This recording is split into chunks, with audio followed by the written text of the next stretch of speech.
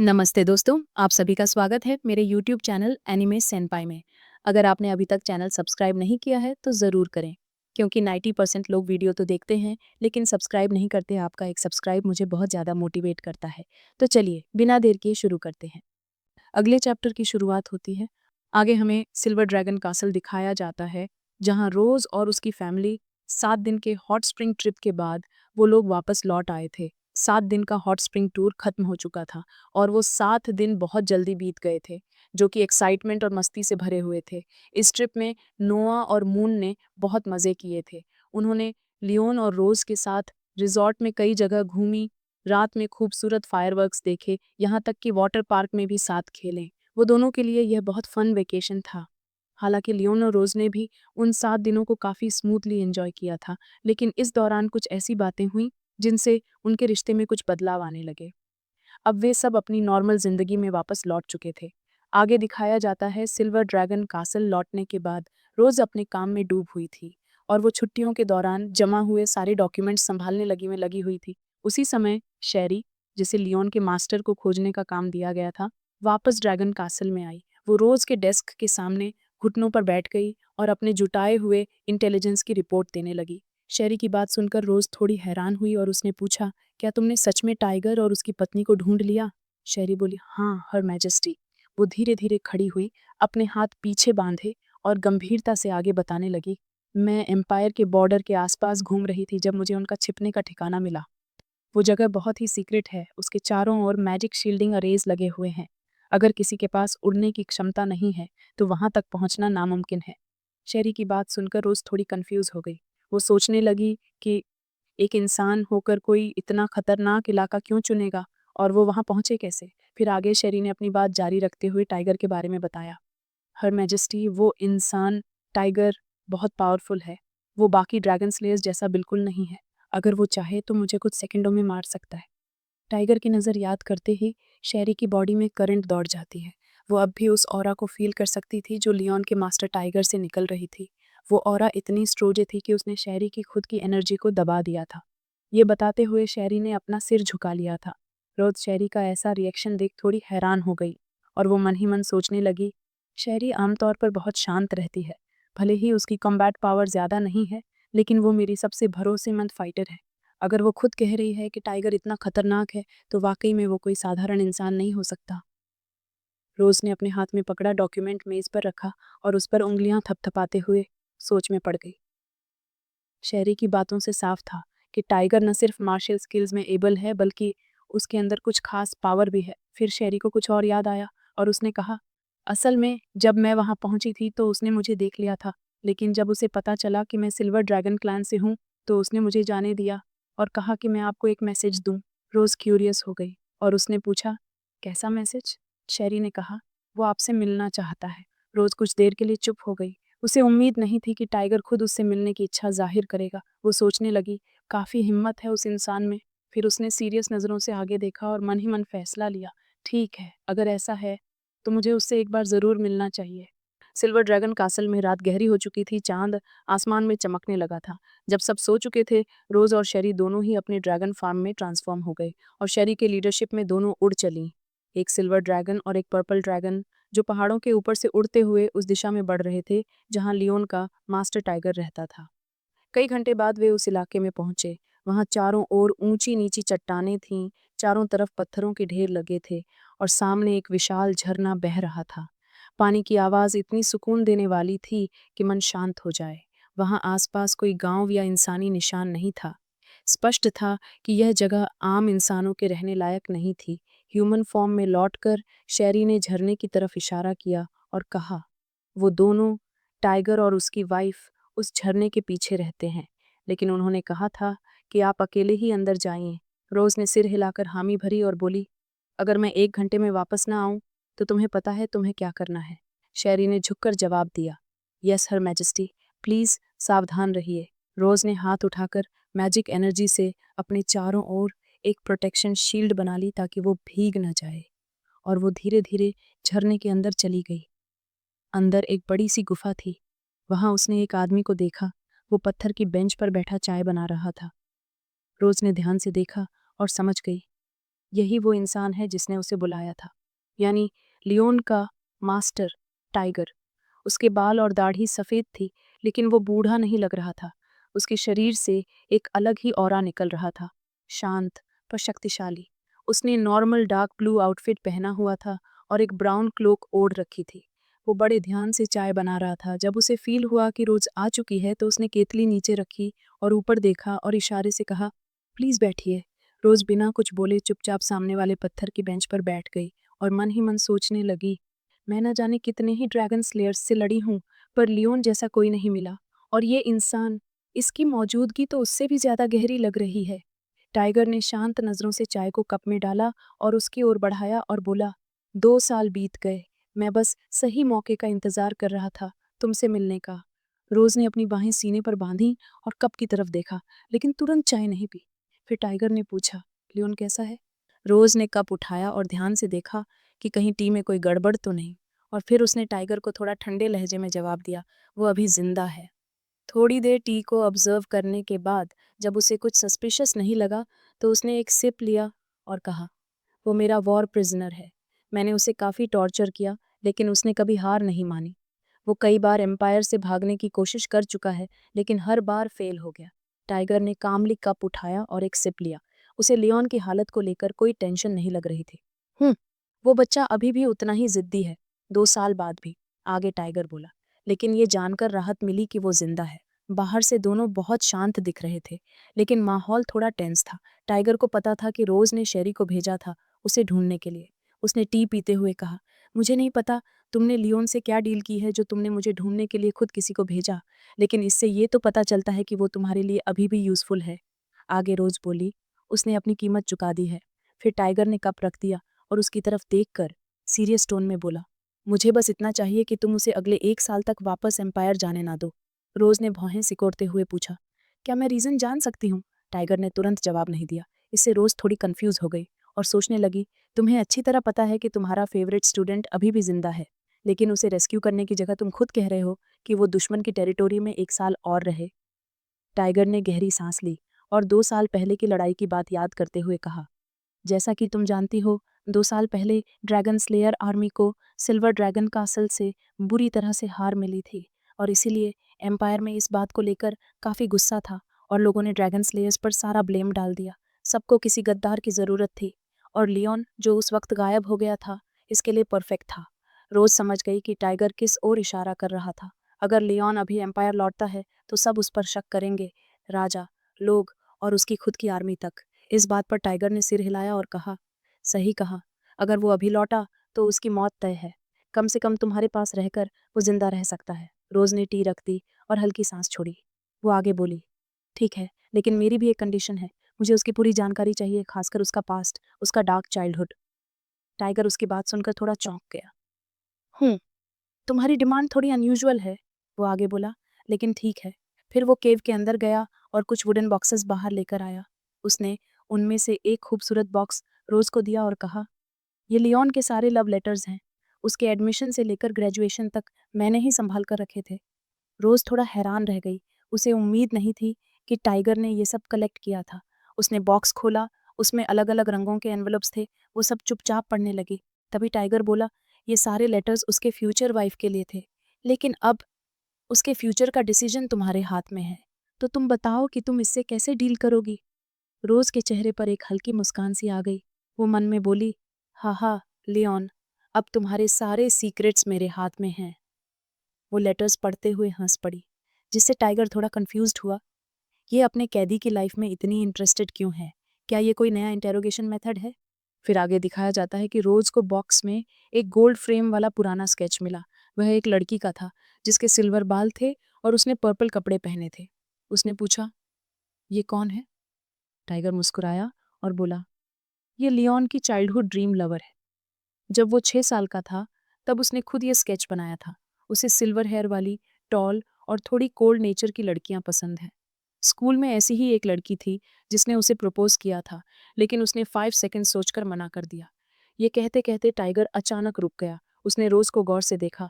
उसके सिल्वर बाल, उसकी ऊंचाई और ठंडा चेहरा, सब वैसा ही था जैसा स्केच में था। वो मन ही मन बोला, नो वे, क्या लियोन को वाकई सिल्वर ड्रैगन क्वीन के लिए कोई फीलिंग्स हो सकती हैं? रोज को इस रिजेम्बलेंस का एहसास ही नहीं हुआ। उसने स्केच और लेटर्स वापस बॉक्स में रख दिए और बोली, कोई और इन्फॉर्मेशन है? टाइगर मुस्कुराया और बोला, नहीं नहीं, आखिर वो मेरा स्टूडेंट है, मैं उसे पूरी तरह डिस्क्लोज नहीं कर सकता। रोज ने हंसते हुए कुछ फोटोज निकाली और कहा, ये तुम्हारे प्यारे स्टूडेंट की नई फोटोज हैं, देखना चाहोगे? टाइगर ने फोटो देखते ही सरप्राइज होकर कहा, रुको, मैं तुम्हें उसकी फर्स्ट लव से मिलवाता हूँ। तभी हमें दिखाया जाता है कि टाइगर की बात सुनकर रोज थोड़ी नर्वस और सरप्राइज हो जाती है और कहती है, लियोन की फर्स्ट लव। फिर आगे टाइगर ने हंसते हुए दिखाया जाता है जो लियोन की वीकनेस रिवील करता हुआ कह रहा था, उसे कैरेट से नफरत है और अगर गलती से उसने एग प्लांट खा लिया तो बेहोश हो जाएगा और उसकी कमर वाली जगह बहुत सेंसिटिव है, उसे वहां टच करना पसंद नहीं है। रोज ने तुरंत नोटबुक निकाली और ये सब नोट करने लगी। इंटरेस्टिंग। तभी टाइगर ने उंगली उठाई और बोला, और एक सीक्रेट, अगर रात के 2:30 बजे वो सो रहा हो और तुम उससे कुछ पूछो तो बहुत ज़्यादा प्रोबेबिलिटी है कि वो स्लीप टॉकिंग में सच बोल देगा। इवन वो स्लीप वॉकिंग में जैसा ऑर्डर दो वैसा करता है। फिर टाइगर हंसते हुए बोला, मैंने इसी ट्रिक से उससे पहले बहुत फार्म वर्क करवाया था। यह सुनकर रोज ने मन ही मन में कहा, तो तुम भी वो मास्टर हो जो अपने स्टूडेंट को ऐसे चीट करता है। फिर आगे दिखाया जाता है कि टाइगर रोज को लियोन के कुछ सीक्रेट बताकर उसी वक्त गुफा के अंदर चला गया, ये सोचकर कि वो लियोन का फर्स्ट लव लाकर रोज को दिखा दे। टाइगर की ये बात सुनकर रोज थोड़ी नर्वस हो गई। वो सोचने लगी कि आखिर लियोन का फर्स्ट लव कैसा होगा। थोड़ी देर बाद गुफा के अंदर से किसी जानवर के पैरों की आवाज आने लगी। वो जानवर धीरे धीरे अपनी पूंछ हिलाते हुए टाइगर के पीछे चल रहा था। उसने अपने कान हिलाए जैसे वो स्ट्रेच कर रहा हो। टाइगर ने एक रस्सी पकड़ रखी थी और जब वो बाहर निकला तो उसके साथ एक गधी थी। हाँ, वही गधी जिसे टाइगर लियोन का फर्स्ट लव बता रहा था। उसके फर सफ़ेद थे, जो पीछे उसके बाल पोनीटेल स्टाइल में बंधे हुए थे और उस पर एक क्यूट सा लाल रिबन लगा था। उसकी स्किन हल्की नीली थी और उसने भूरा आउटफिट पहना था। टाइगर ने उसे नींद से जगा दिया था, इसलिए वो आंखें बंद किए बस सांसें ले रही थी और थोड़ा चिड़चिड़ा सा लग रही थी। टाइगर ने कहा, सॉरी फॉर द वेट, मैंने उसे रात में जगा दिया, इसलिए उसका मूड थोड़ा ऑफ है। जब रोज ने देखा कि गुफा से कोई इंसान नहीं बल्कि गद्दी निकली है तो उसकी आंखें थोड़ी फैल गईं। वो थोड़ी शॉक्ड थी। वो हैरान होकर बोली, क्या लियोन का फर्स्ट लव एक गधी है? लेकिन फिर थोड़ा रिलैक्स होकर उसने गहरी सांस ली। उसे यकीन ही नहीं हो रहा था कि लियोन का फर्स्ट लव एक जानवर था। टाइगर उसके एक्सप्रेशन को देखकर हल्का सा मुस्कुराया और कहा, हाँ बिल्कुल, लियोन और इस गधे की चाइल्डहुड से बहुत यादें जुड़ी हैं। उसने आगे बताया कि बचपन में लियोन ने बहुत से डेंजरस जानवरों को अपने काबू में किया था, लेकिन ये गद्दी कभी नहीं मानी। फिर भी लियोन इसके पीछे पीछे घूमता रहता था, इसलिए इसे तुम उसकी चाइल्डहुड स्वीटहार्ट बोल सकती हो। अगर तुम ध्यान से लियोन की नाक के बीच में देखो तो एक छोटा सा डेंट है, वो उसी गधे की लात से पड़ा था जब लियोन छोटा था।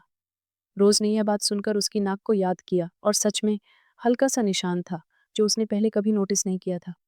फिर उसने हल्के से अपनी सांस छोड़ी और बोली, ओह, समझ गई। उसे बहुत अजीब लगा रहा था और काफी टेंस भी दिख रही थी। वो मन ही मन सोचने लगी, ये तो बस एक गद्दी है, मुझे नर्वस होने की कोई जरूरत नहीं है। रोज आगे बढ़ी, उस नीले गधे के करीब गई और झुककर उसे गौर से देखने लगी। फिर आगे दिखाया जाता है कि रोज वहां से जाने लगती है और वहां से जाते हुए फोटो को पत्थर की टेबल पर रखते हुए कहती है, ठीक है, मैं ये फोटो यहीं रख रही हूँ, अब वापस जा रही हूँ। तभी उसे याद आया कि उसे लियोन को साबित करना है कि उसका मास्टर जिंदा है। उसने टाइगर की तरफ मुड़कर कहा, मुझे तुमसे कोई टोकन या चीज चाहिए जो ये साबित करे कि तुम अभी भी जिंदा हो। टाइगर ने अपनी जेब से एक लेटर निकाला और उसकी तरफ फेंकते हुए कहा, ये ले जाओ और उसे दे देना, वो सब समझ जाएगा। रोज ने वो लेटर पकड़ लिया और कहा, गुड। फिर वो बाहर की तरफ जाने लगी, लेकिन आगे झरने के पास रुककर बोली, शायद ये हमारी पहली और आखिरी मुलाकात है, लेकिन लियोन के लिए मैं सिर्फ 1 साल नहीं चाहती। उसने तिरछी नजरों से देखा और हल्की सी मुस्कान दी और फिर झरने से बाहर निकल गई। वो बाहर निकलते ही ड्रैगन फार्म में कन्वर्ट होकर आसमान की तरफ उड़ने लगी। तभी दिखाया जाता है कि टाइगर गुफा के बाहर आकर उसे देखता है और सोचने लगता है, कितनी स्ट्रांग क्वीन है, लेकिन उसने जो कहा उसका मतलब क्या था। तभी एक हवा के झोंके से वो फोटो नीचे गिर जाता है जो रोज टेबल पर रख कर गई थी। टाइगर नीचे झुककर फोटो उठता है। फोटो देखकर उसकी आंखें थोड़ी फैल जाती है जैसे वह किसी बात पर हैरान हो गया था। तभी एक औरत दीवार का सहारा लेते हुए गुफा से बाहर आई और बोली, लियोन, क्या वो ठीक है? उसके लंबे नीले बाल थे, नीली आंखें और माथे पर एक अजीब सा नीला निशान। वो टाइगर की पत्नी शार्लट पोसाइडन थी। उसका ऑरा बहुत ही जेंटल था। पहली नज़र में ही कोई भी कह सकता था कि वह एक बहुत काइंड औरत है। वो परेशान होकर टाइगर को देख रही थी। वह जानना चाहती थी कि लियोन अभी कैसा है। टाइगर शार्लट की तरफ देखकर मुस्कुराया और उसके हाथ में फ़ोटो देते हुए बोला, मुझे लगता है कि सिर्फ गुड कहना उसकी ज़िंदगी को डिस्क्राइब करने के लिए कम पड़ेगा। शार्लट ने वो फ़ोटो देखा और वो फ़ोटो देखकर मुस्कुराई और बोली, लगता है ये बंदा अपने टीचर से भी अच्छा जी रहा है। वो फ़ोटो असल में लियोन और रोज़ा की फैमिली फ़ोटो थी, जो उन्होंने स्काई सिटी में खिंचवाई थी ताकि नोआ की स्कूल एडमिशन प्रोसेस आसान हो जाए। फ़ोटो में लियोन और रोज़ और उनके आगे नोआ और मुन खड़े थे। वो फ़ोटो एकदम परफेक्ट फैमिली वाली लग रही थी। शार्लट फ़ोटो देखकर मुस्कुराई। अब उसे ये जानकर सुकून था कि लियोन बिल्कुल ठीक था। उसने सिर घुमाया और देखा कि टाइगर गुफा की साइड में जा रहा है। वो समझ गई थी कि अब वो क्या करने वाला है। आगे उसने पूछा, तो क्या तुमने फैसला कर लिया है? आगे हमें दिखाया जाता है टाइगर दीवार के पास जाता है जहां एक तलवार रखी थी। वह उस पर हाथ फेरता है, फिर तलवार को उठाकर कसकर पकड़ लेता है। तलवार काली रंग की होती है जिसमें एक ऑरेंज जेमस्टोन जड़ा हुआ होता है जो मूनलाइट में हल्का सा चमक रहा था। उस तलवार को देखकर ऐसा लग रहा था जैसे कि ये कोई साधारण तलवार नहीं है। टाइगर ने तलवार को देखकर सीरियस टोन में कहा, हाँ, अब वक्त आ गया है उसका ट्रेटर लेबल मिटाने का और उसके रेपुटेशन को रिस्टोर करने का। इसे मैं अपनी ग्रैंडडॉटर्स के लिए एक तोहफा मानता हूँ। आगे हमें सिल्वर ड्रैगन कासल का सीन दिखाया जहाँ जहाँ शाम का वक्त था। आसमान में क्रेसेंट मून ऐसे लग रहा था जैसे कोई सफ़ेद हंसिया धीरे धीरे ऊपर उठ रही हो। किले के गलियारों में लाइट्स जल चुकी थीं जो हर कमरे तक का रास्ता रोशन कर रही थीं। रोज़ भी सिल्वर ड्रैगन कासल वापस आ गई थी और उसे वापस आए 2 दिन भी हो गए थे। आगे हम लियोन को डिनर टेबल पर बैठे देखते हैं। लियोन मुन को लेकर डाइनिंग हॉल में आया, लेकिन आज किचन में लियोन नहीं बल्कि रोज़ खुद कुकिंग कर रही थी। वो दोनों को टेबल पर बैठाकर किचन में चली गई। लियोन ने एक हाथ से अपने सिर को टिकाया और थोड़े डाउटफुल एक्सप्रेशन के साथ उसे कुकिंग करते हुए दिखाता हुआ मन ही मन सोच रहा था, रोज़ का बिहेवियर आज थोड़ा स्ट्रेंज लग रहा है। बिना कुछ कहे वो 2 दिन गायब रही और अब अचानक खुद डिनर बना रही है। फिर हमें अगले सीन में दिखाया जाता है कि 2 दिन पहले ही लियोन को पता चल गया था कि रोज़ा किले में नहीं है। तभी आना लियोन के सामने से जा रही थी। उसके हाथ में कुछ किताबें और डॉक्यूमेंट्स थे। वो उन्हें रोज़ के ऑफिस में रखने जा रही थी। लियोन ने पूछा, अना, रोज़ कहाँ गई है? आना ने मुड़कर कहा, योर मैजेस्टी बाहर किसी काम से गई हैं। अगले सीन में दिखाया जाता है कि किचन से बर्तनों की क्लिंकिंग साउंड आ रही थी। लियोन ने उस तरफ देखा और मन ही मन सोचा। जैसे ही लौटी बोली, मैं खुद डिनर बनाऊंगी, कुछ तो गड़बड़ है। कुछ समय बाद रोज़ 2 प्लेटें लेकर बाहर आई। प्लेटों पर ढक्कन लगे हुए थे। उसने प्लेटें टेबल पर रखीं और मुस्कुराकर बोली, चलो डिनर करते हैं। जैसे ही मुन ने ढक्कन हटाया उसकी आंखें चमक उठीं। उसकी प्लेट में उसका फेवरेट स्टेक था।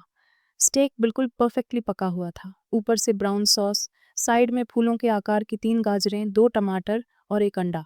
मुन ने खुशी से दोनों हाथ जोड़कर कहा, वाह, माम का स्टेक तो बहुत यम्मी लग रहा है। तभी लियोन भी अपनी प्लेट का ढक्कन हटता है। उसके सामने प्लेट में गाजरों का पहाड़ दिखता है। ये देखकर वो थोड़ा शॉक्ड रह जाता है। ये क्या है? रोज़ हंसकर बोली, वेजिटेबल सैलड। लियोन ने गुस्से में अपनी भौहें चढ़ाईं और बोला, इसमें बाकी वेजिटेबल्स कहाँ हैं? ये तो सिर्फ कैरेट्स हैं। फिर रोज़ ने शांत होकर उसका जवाब देते हुए कहा, सही करती हूँ, ये कैरेट वेजिटेबल सैलड है। तभी फिर मुन कहती है, क्या डैड आपको कैरेट्स पसंद नहीं? तभी लियोन थोड़ा हिचकिचाया बोलता है, "अ, थोड़ा।" तभी आगे रोज़ लियोन को कहती है, तुम मुन को कहते हो कि उसे बैलेंस्ड डाइट खानी चाहिए और तुम खुद सब्जियों से भागते हो। तभी मुन हंसते हुए कहती है, हाँ डैड, आप तो हमेशा डिजी दिखते हो, आपको फूड को लेकर पिकी नहीं बनना चाहिए। लियोन आगे कुछ नहीं बोलता और फिर गुस्से में कांटे से एक कैरेट उठाता और कहता है, ठीक है, खा रहा हूँ, देखो खा रहा हूँ। लियोन रोज़ की तरफ देखता है। उसके चेहरे पर एक शरारती मुस्कान थी। उसको देखकर लियोन मन ही मन सोचता है, ये सब जानबूझकर कर रही है। शायद इसे पता चल गया कि मुझे कैरेट से नफरत है। तभी आगे रोज़ बोलती है, वैसे आज रात मैं तुम्हारे कमरे में सोऊंगी। यह सुनकर लियोन को एक झटका लगता है और उसके मुंह से गाजर बाहर निकल जाता है। वह समझ जाता है कि अब रात में उसे आराम नहीं मिलेगा। उसके बाद हमें डिनर के बाद का सीन दिखाया जाता है जहां लियोन के कमरे का डोर ओपन होने की आवाज़ आती है और फिर हम आगे देखते हैं कि रोज़ एक सेक्सी सा ब्लैक गाउन पहनकर डोर पर खड़ी होती है। लियोन इस समय हाथों में किताब लिए रीड कर रहा होता है। जैसे ही उसे आवाज़ आती है वह अपनी एक आंख खोलकर उस डोर की तरफ देखता है, सोचता है। डिनर के टाइम पर रोज़ ने मुझसे कहा था कि वो आज रात मेरे रूम में सोएगी। लगता है वो आ गई। रोज अपने कपड़े बदलकर एक ब्लैक नाइट गाउन पहन लिया था। ये बहुत ही थिन गाउन था, जिससे उसका फिगर साफ दिख रहा था। जैसे जैसे वो मूव करती, उसके कर्व्स हल्के हल्के ट्रेम्बल कर रहे थे। लियोन ये देखकर थोड़ा घबरा जाता है। तभी रोज आगे मुस्कुराते हुए कहती है, तुम ऐसे क्या देख रहे हो? लियोन आगे कहता है, कुछ नहीं। तभी रोज बिस्तर में जाकर बैठ जाती है और बिस्तर की तरफ इशारा करके मुस्कुराते हुए कहती है, आ जाओ। वो इस समय बहुत ही हॉट और सेक्सी लग रही थी। लियोन को लग रहा था कि रोज फिर से उसको टॉर्चर करेगी जैसे पहले किया करती थी, लेकिन वो रोज को मना नहीं कर पाया और अपनी आंखें बंद करके थोड़ा नाराज सा एक्सप्रेशन बनाकर अपना पजामा उतारते हुए बोला, 2 दिन नहीं देख पाई इसलिए क्या तुम इतनी बेचैन हो? रोज ने उसे देखकर हल्की मुस्कान दी और बोली, हाँ बिल्कुल, अब लाइट ऑफ कर दो। लियोन ने लाइट बंद की और बेड पर जाकर ब्लैंकेट ओढ़ ली और बगल वाली लैंप भी बंद कर दी। अब दोनों एक ही बेड पर लेटे थे। रोज ने अपना एक हाथ ब्लैंकेट पर रखा और आंखें बंद करके हल्का सा मुस्कुरा दी। लेकिन लियोन शांत नहीं हो पा रहा था। उसका मूड थोड़ा टेंस था, क्योंकि उसे लग रहा था कि रोज कुछ करने वाली है।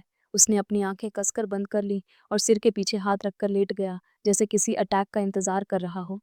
फिर आगे दिखाया जाता है कि आधा घंटा बीत गया था, पर रोज ने अब तक कुछ नहीं किया था। ना कोई हरकत, ना कोई बात।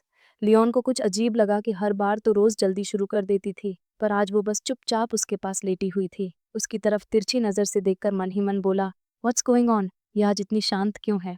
रोज ने अब भी अपनी आंखें बंद रखी थीं, जैसे सच में बस सोने आई हो।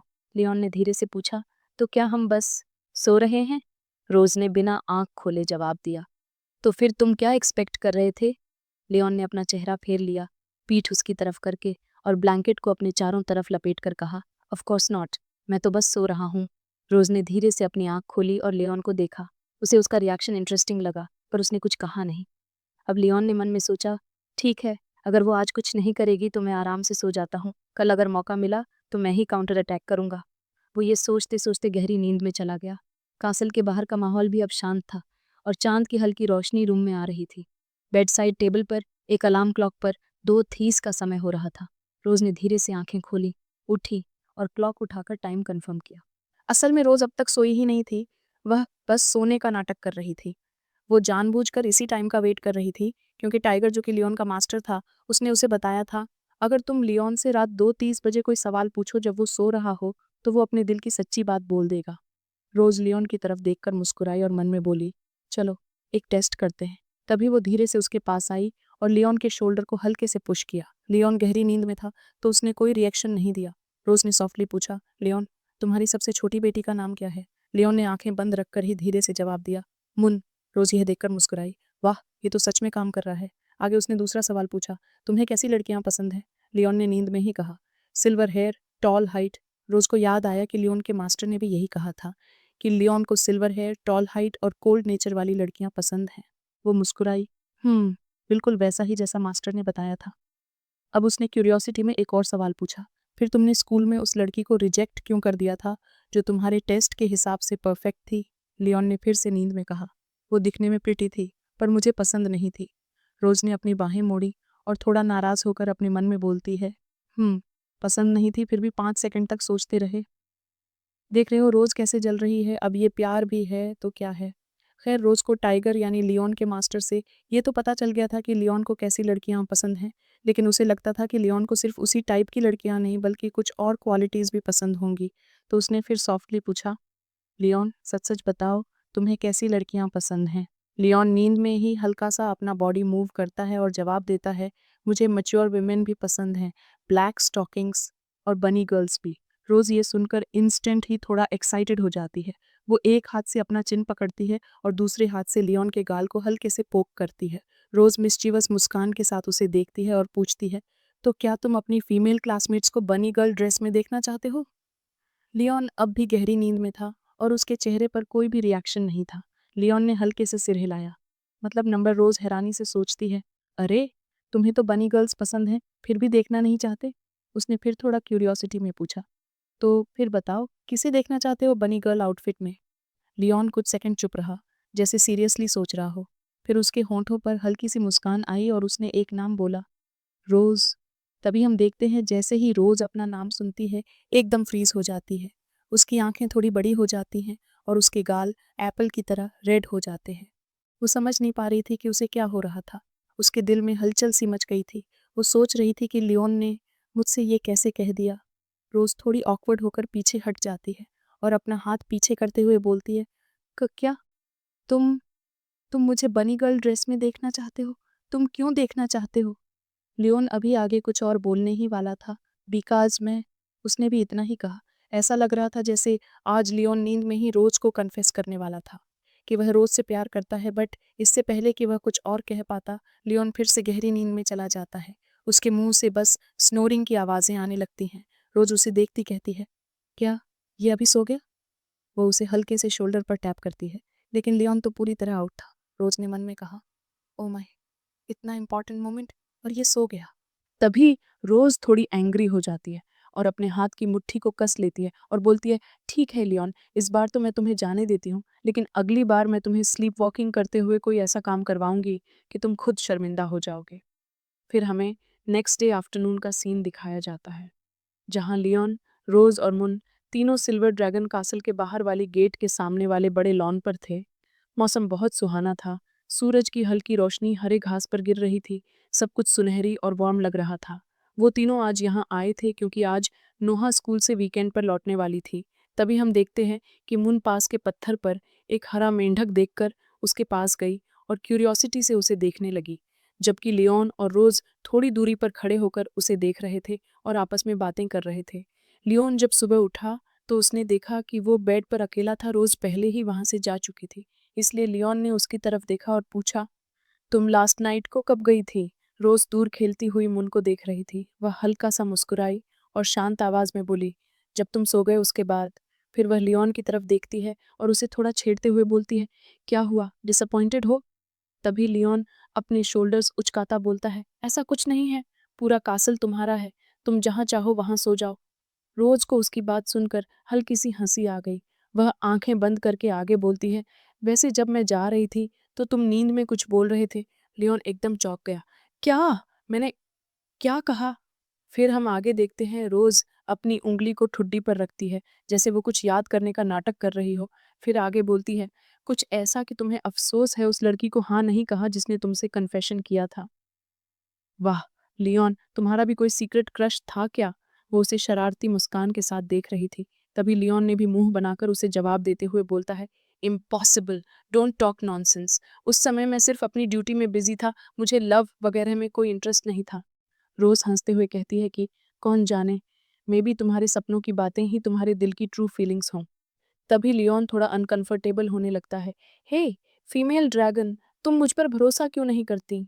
तभी हम पास में मुन को देखते हैं, जो कुछ छोटे जंगली फूलों को इकट्ठा करने में लगी हुई थी। उसने उन्हें मिलाकर एक सुंदर सा फ्लावर का क्राउन जैसा कुछ बना लिया था। तभी हम देखते हैं कि एक फड़फड़ाहट की आवाज आई। मुन ने ऊपर देखा, तभी आसमान में नोहा अपने लिवायथन ड्रैगन पर उड़ती हुई लॉन के ऊपर पहुंच चुकी थी। सिस्टर, मुन ने खुशी से चिल्लाया और उसकी तरफ भागी। तभी लियोन पीछे से बोलता है, मुन धीरे भागो, गिर मत जाना। फिर आगे हम देखते हैं, मुन ने अपने हाथ से बनाया हुआ फ्लावर क्राउन नोहा के सिर पर रख दिया है और उसका हाथ पकड़कर आ रही है। नोहा मुस्कुराते हुए लियोन और रोज के पास आकर बुलाती है, mom, dad, I am back. तभी लियोन देखता है कि नोहा के हाथ में एक कागज था। वो उसकी तरफ इशारा करके बोलता है, हे नोहा, वो तुम्हारे हाथ में क्या है? तभी आगे नोहा वो पेपर लियोन को देते हुए बोलती है कि ये होमवर्क मुझे एकेडमी ने असाइन किया है। तभी लियोन ने पेपर खोला और रोज भी क्यूरियोसिटी से उसके पास आ गई। दोनों मिलकर उसे रीड करने लगते हैं, जिसमें लिखा था कि एक ऐसे लिखो जो 800 वर्ड्स से कम का ना हो और उसका थीम है फैमिली एंड हैप्पीनेस। ये एक ऐसे कंपटीशन का नोटिस था। स्कूल ने सभी स्टूडेंट्स को एक ऐसे लिखने को कहा था और टाइम पर सबमिट करने को भी। नोहा सिर हिलाकर आगे कहती है, इस कंपटीशन में हमारे क्लास के ज़्यादातर स्टूडेंट अपनी फैमिली के बारे में लिखेंगे, जैसे नॉर्मल ड्रैगन फैमिलीज़ के बारे में, पर मैं कुछ अलग लिखना चाहती हूँ। मैं अपने ऐसे में वेपरस ड्रैगन फैमिली के यूनिक एडवांटेज से लिखूंगी। नोहा अपने दोनों हाथों में मुट्ठी बांधते हुए पूरी कॉन्फिडेंस से बोलती है, मैं ये ऐसे थोड़ा डिफरेंट एंगल से लिखना चाहती हूँ। तभी मुन थोड़ी कंफ्यूज हो जाती है और बोलती है, विवी पेरिस फैमिली का यूनिक एडवांटेज क्या है? तभी नोहा मुस्कुराई और बोली, वो है मॉम और डैड के बीच का प्यार। तभी हम देखते हैं कि ये सुनकर लियोन और रोज दोनों शॉक्ड हो जाते हैं और दोनों ने एक दूसरे को देखते हुए बोलते हैं, लव, हमारा लव। दोनों को थोड़ा ऑकवर्ड लगा क्योंकि उन्हें खुद लगता था कि उनका रिश्ता बस हालात की वजह से चल रहा था और उनके रिश्ते में प्यार जैसा कुछ नहीं था। हालांकि हम सब ये अच्छे से जानते हैं उनके अंदर कुछ न कुछ फीलिंग ज़रूर है। खैर फिर नोआ हिम्मत जुटाती है और बुलाती है, मॉम डैड, क्या आप लोग मेरी हेल्प कर सकते हो? मुझे कुछ इंस्पिरेशन और मटेरियल चाहिए ऐसे के लिए। तभी पीछे से मुन एक्साइटेड होकर बोलती है, वाओ, मुन को भी ये देखना है। लियोन एक ऑकवर्ड स्माइल के साथ बोलता है, अगर मेरी बेटी ने बोला है तो मुझे कोई प्रॉब्लम नहीं है। तभी रोज़ नोहा की तरफ झुककर बोलती है, नोआ, हम तुम्हारी हेल्प कैसे करें? तभी नोआ तुरंत जवाब देती है, आप दोनों कल स्काई सिटी में एक डेट पर जाओ। ये सुनकर रोज़ और लियोन दोनों ही शॉक्ड हो जाते हैं। फिर हमें सीधा अगले दिन का सीन दिखाया जाता है, जिसमें लियोन और रोज़ दोनों स्काई सिटी की एक बिजी स्ट्रीट पर होते हैं, वो भी एक कपल आउटफिट में, जो कि उनके डॉटर्स ने उनके लिए यह कपल आउटफिट तैयार किया था। स्ट्रीट पूरी भीड़ भाड़ से भरी थी, लोगों की हंसी, वेंडर्स की आवाज़ें, बार्गेनिंग की गूंज, सब मिलकर एक लाइवली माहौल बना रहे थे। लेकिन लियोन और रोज़ के बीच ऑकवर्ड साइलेंस बना हुआ था। तभी लियोन रोज़ की तरफ तिरछी नज़र से देखते हुए कहता है, चलो डेट शुरू करते हैं। रोज़ ने हल्की सी साई ली और बोली, हम। लियोन को थोड़ा अजीब लग रहा था कि नोहा इतनी छोटी सी उम्र में डेटिंग के बारे में कैसे जानती है। तभी रोज़ मुस्कुराते हुए बोलती है, नोहा कोई आम बच्ची नहीं है, उसे बहुत कुछ पता है। ये तो सही है।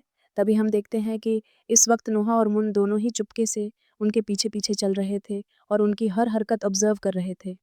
फिर आगे हम देखते हैं कि लियोन क्यूरियस होकर रोज़ से पूछता है, तुमने पहले कभी डेट किया है? रोज़ उसका जवाब देते हुए बोलती है कि मैं पहले 100 साल स्टडीज़ में और दूसरे 100 साल करियर में बिजी रही हूँ, तो फिर रोमांस के लिए टाइम कैसे मिलता? और तुम? आगे लियोन रोज़ की बात का जवाब देते हुए बोलता है कि मैंने भी पहले 15 साल पढ़ाई और अगले 5 साल करियर और पिछले 2 साल बच्चों में निकाल दिए। तभी आगे दिखाया जाता है कि दोनों चुप हो गए हैं। माहौल और भी ऑकवर्ड हो जाता है क्योंकि दोनों में से किसी को भी डेटिंग एक्सपीरियंस नहीं था। तभी रोज़ बोलती है कि डोंट वरी, मैंने कल रात कुछ डेटिंग नॉलेज ब्रश अप किया है। वो फुल कॉन्फिडेंस से बताती कि उसने लाइब्रेरी से कुछ लव नॉवेल्स पढ़े हैं, me and my sweet heart, me and my dragon girlfriend और बिलवड एल्बाट्रॉसेस। तभी लियोन भी थोड़ा हैरान होकर बोलता है, ये सब रोमांस नॉवेल्स हैं, और खुद ऑकवर्ड होकर आगे बोलता है, वैसे मैंने भी कल रात थोड़ा डेटिंग मटेरियल पढ़ा है और उसमें से कुछ कॉमन एक्टिविटीज़ जो कपल्स करते हैं मैंने रोमांस नॉवेल्स से फाउंड किया है।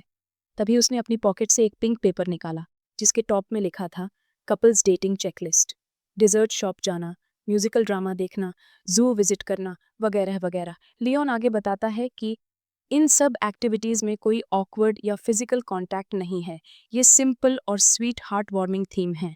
अगर हम ये फॉलो करें तो नोहा के लिए परफेक्ट डेट मटेरियल मिल जाएगा। तभी रोज़ उस पेपर को हाथ में लेती है और हल्का सा मुस्कुराकर बोलती है, साउंड्स गुड। फिर आगे हमें दिखाया जाता है कि लियोन और रोज़ अपनी चेकलिस्ट में लिखे सारे डेट प्रोजेक्ट्स एक एक करके पूरे करते हैं। और सबसे पहले वो दोनों एक डिज़र्ट शॉप में जाते हैं और वहाँ से एक एक आइसक्रीम लेकर आइसक्रीम खाते हुए जू घूमने लगते हैं। उसी वक्त लियोन को थोड़ी दूर एक बड़ा इंटरेस्टिंग जानवर दिखाई देता है। रोज़ भी अपना सिर घुमाकर देखती है जहाँ लियोन इशारा कर रहा था। वहीं झाड़ियों के पीछे नोहा बैठी थी और वो लियोन और रोज़ को ध्यान से ऑब्जर्व कर रही थी और उनकी हर बात को अपने नोटबुक में लिख रही थी। उसके बगल में बैठी मुन खुशी खुशी अपनी आइसक्रीम खा रही थी। आगे फिर लियोन और रोज़ एक क्लोथिंग स्टोर पर गए। वहाँ पर रोज़ ने एक प्यारी सी पिंक ड्रेस उठाई और अपने सामने लगाकर बोली, कैसी लग रही हूँ? लियोन ने ठोड़ी पर हाथ रखकर थोड़ा ऑब्जर्व किया, पहले ड्रेस को और फिर रोज़ को बोलता है, शायद थोड़ा हल्का शेड और अच्छा लगता। उनसे थोड़ी दूर पीछे नोहा और मुन एक दुकान की छत पर छिपे हुए थे। दोनों नीचे झांकते हुए पूरा सीन रिकॉर्ड कर रहे थे। उसके बाद हम आगे देखते हैं कि लियोन और रोज़ एक थिएटर में बैठे थे जहाँ पर कोई स्टेज प्ले चल रहा था। दोनों साथ साथ बैठे और एक्टर्स की परफॉर्मेंस को बहुत ध्यान से देख रहे थे और बीच बीच में ताली भी बजाते हैं। लेकिन उसी वक्त उनके पीछे बैठी एक ऑडियंस ने नीचे देखा जहाँ नोहा और मुन सीटों के नीचे से रेंगते हुए निकल रहे होते हैं। तभी मुन ने अपनी उंगली होंठों पर रखी और उनकी तरफ इशारा किया, श्श। वो नहीं चाहती थी कि कोई शोर मचाए और उनके पेरेंट्स डिस्टर्ब हो जाए। तभी प्ले खत्म हो जाता है और प्ले के बाद ऑडियंस इंटरैक्शन का टाइम आ जाता है। होस्ट स्टेज से बोलता है कि कुछ लकी व्यूअर्स को स्टेज पर बुलाया जाएगा। तभी होस्ट की नज़र लियोन और रोज़ पर पड़ती है और वो मुस्कुराते हुए दोनों को स्टेज पर इनवाइट करता है। लियोन और रोज़ ने खुद की तरफ इशारा किया, क्या हम? दोनों हैरान थे लेकिन फिर भी वे स्टेज पर चले जाते हैं। तभी आगे होस्ट ने लियोन को एक रिंग बॉक्स देता है और बोलता है, now sir, please put this ring on madams hand. तभी लियोन अपने घुटने पर बैठ जाता है और रोज़ की तरफ देखते हुए हाथ आगे करता है। वो थोड़ा नर्वस लग रहा था क्योंकि इतने सारे लोगों के सामने वह ये सब पहली बार कर रहा था। रोज़ के चीक्स हल्के गुलाबी हो गए थे। फिर लियोन ने वो purple heart shaped gemstone ring उसके फिंगर में पहनाई।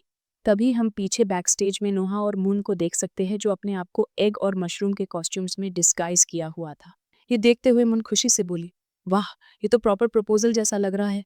नोहा अपना नोटबुक निकालकर और उस पल को डिटेल में लिख रही थी। फिर हमें अगले सीन में दिखाया जाता है कि वो थिएटर से निकलकर अपने अगले स्पॉट डिविनेशन रूम की तरफ जाते हैं। हम देखते हैं वो एक पर्पल टेंट थी जिसके बाहर कई सारे बॉक्स रखे हुए दिख रहे थे। फिर हमें उस टेंट के अंदर का सीन दिखाया जाता है, जहां अंदर पहुंचते ही फॉर्च्यून टेलर बोलती है, welcome to the divination room. हम देखते हैं वो एक यंग वुमन थी जिसके सिर पर पर्पल विच हैट, शरीर पर लंबा गाउन और चेहरे पर हल्का वेल, और वो बहुत मिस्टीरियस लग रही थी। आगे टेबल पर एक क्रिस्टल बॉल, टैरोट कार्ड्स और दो मोटी किताबें रखी थीं। तभी वो फॉर्च्यून टेलर बोलती है, मैडम आप स्कॉर्पियो हैं ना? रोज़ हैरानी से मुंह ढक लेती है और बोलती है, हाँ, मेरा बर्थडे 25 अक्टूबर है। आपको कैसे पता? तभी फॉर्च्यून टेलर पूरे कॉन्फिडेंस के साथ बोलती है, स्कॉर्पियो गर्ल्स बाहर से कोल्ड एंड काम दिखती हैं, लेकिन अंदर से पैशनेट होती हैं। वो प्यार और नफरत दोनों पूरे दिल से करती हैं। एक बार अगर आप प्यार में पड़ती है तो जीतने या मरने के लिए तैयार रहती है। रोज ने अपना सिर हिलाया। बिल्कुल सही कहा। ये सब सुनकर लियोन को थोड़ा अजीब लग रहा था। वो धीरे से बड़बड़ाया, ये सब बस बच्चों को बेवकूफ़ बनाने के ट्रिक्स हैं।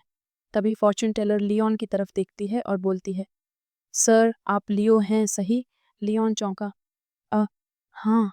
तभी वो आगे बोलती है कि ओह अब समझी, स्कॉर्पियो और लियो का मैच इनकम्पैटिबल होता है, दोनों का टेम्परामेंट स्ट्रांग होता है। और तभी लियोन के चेहरे पर इंस्टेंट एक्साइटमेंट आ जाती है और वो मन ही मन बोलता है, मास्टर।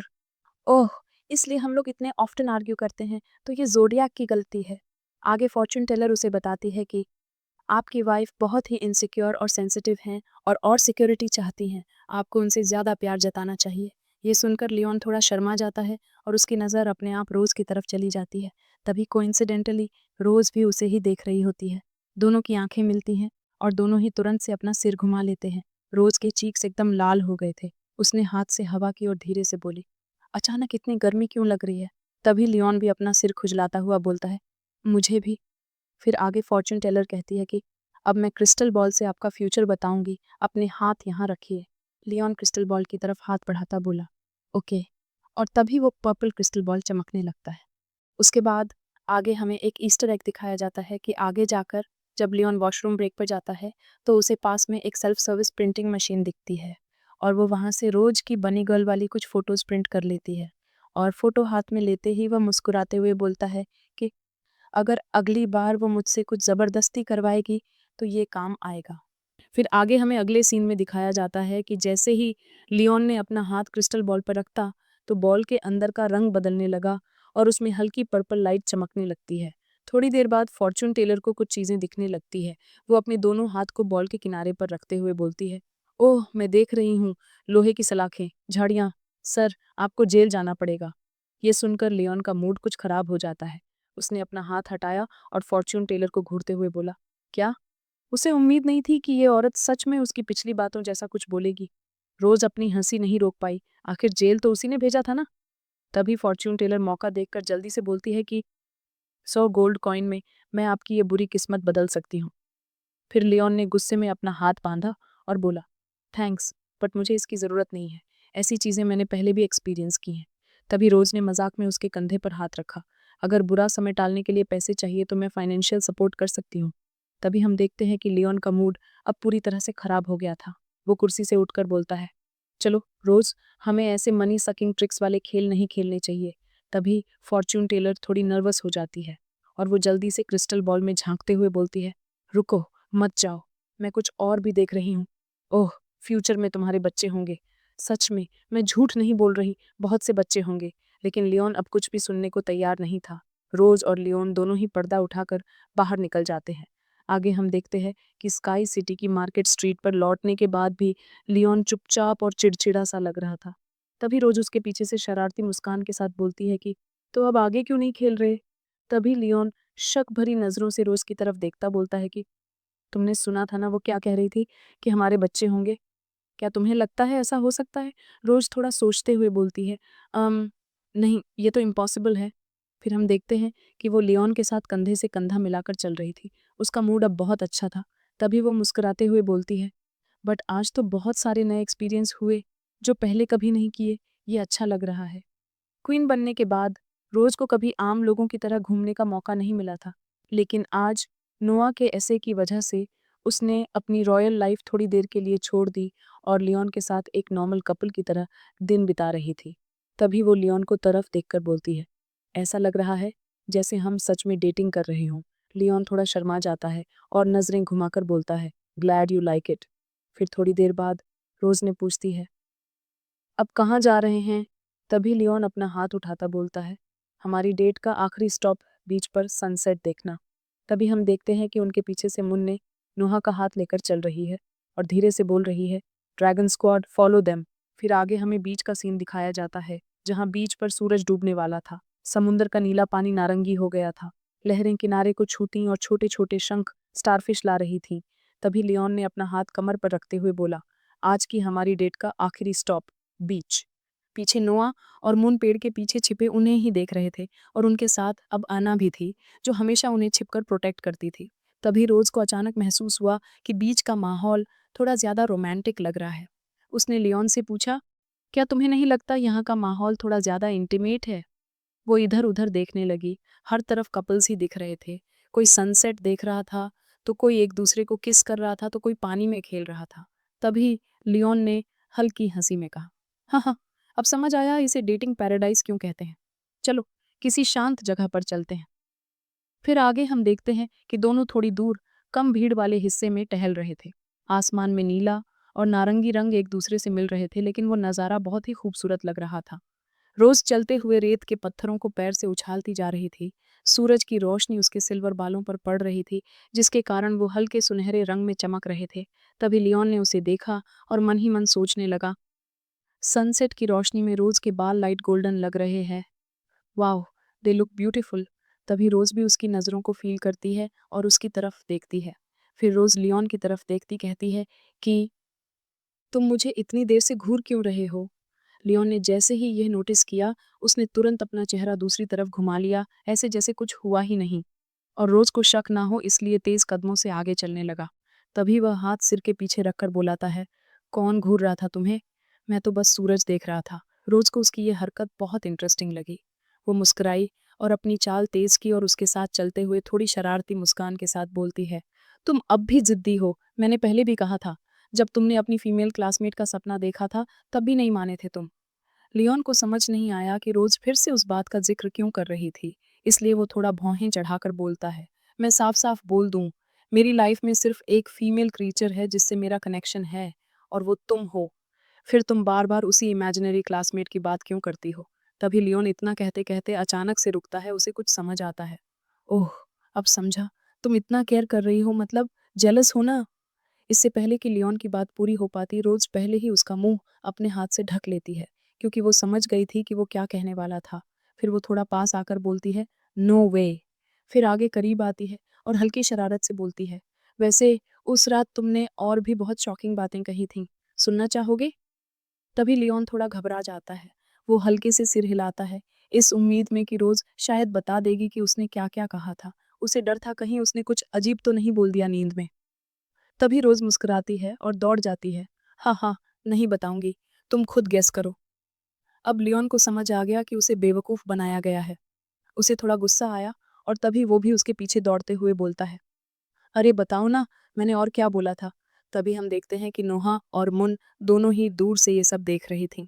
तभी मुन ने मुस्कुराते हुए कहा, माम आज बहुत खुश लग रही है। नोआ को लियोन और रोज को सनसेट में हंसते खेलते देखना बहुत अच्छा लग रहा था। उसे लगा कि यह तो एक परफेक्ट राइटिंग सीन है, पर फिर वो बोलती है, डैम, सुबह मेरा कैमरा नहीं मिला, वरना ये मोमेंट कैप्चर कर लेती। तभी पेड़ के पीछे से आना बाहर आती है और बोलती है, असल में ये अफसोस करने वाली बात नहीं है। नोहा ने पूछा, क्यों?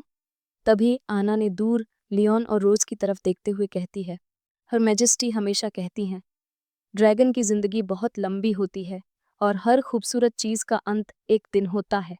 इसीलिए जो पल गुजर जाते हैं वही सबसे ज्यादा यादगार होते हैं। उन्हें दिल में संभाल कर रखना चाहिए। आगे हम देखते हैं कि अब लियोन और रोज दोनों ने पानी में खेलना शुरू कर दिया था। और पानी की बौछारें रोज के चेहरे पर गिर रही थीं।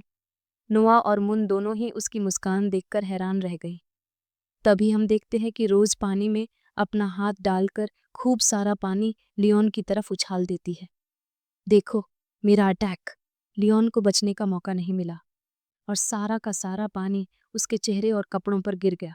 वो थोड़ा हड़बड़ा गया और बोला, you female dragon, just wait for me. तभी हम देखते हैं कि रोज हंसते हुए पीछे हटने लगती है, लेकिन तभी पानी उसके पैरों तक पहुंच जाता है और उसका बैलेंस बिगड़ जाता है। आह! वो चीखती है और पीछे की तरफ गिरने लगती है। जब लियोन ये देखता है तो घबरा जाता है। Be careful. तभी वो तुरंत उसकी तरफ दौड़ा और एक झटके में उसके कमर के चारों ओर हाथ डाल देता है और अपनी ओर खींचता है, जिससे रोज की बॉडी सीधा लियोन से टकरा जाती है। ठप करके हल्की सी आवाज आती है। अब रोज का चेहरा पूरी तरह से लाल हो जाता है। वो थोड़ा ऊपर देखती है, उसके मुंह से सिसकी निकल जाती है। वो बहुत शर्मा रही थी। लियोन भी उसे देखकर थोड़ा हक्का बक्का हो गया था। अभी अभी उसने उसे बचाया था, पर अब दोनों के बीच माहौल बहुत ऑकवर्ड और रोमांटिक हो गया था। तभी वो धीरे से सांस छोड़ता हुआ कुछ बोलने की कोशिश करता है।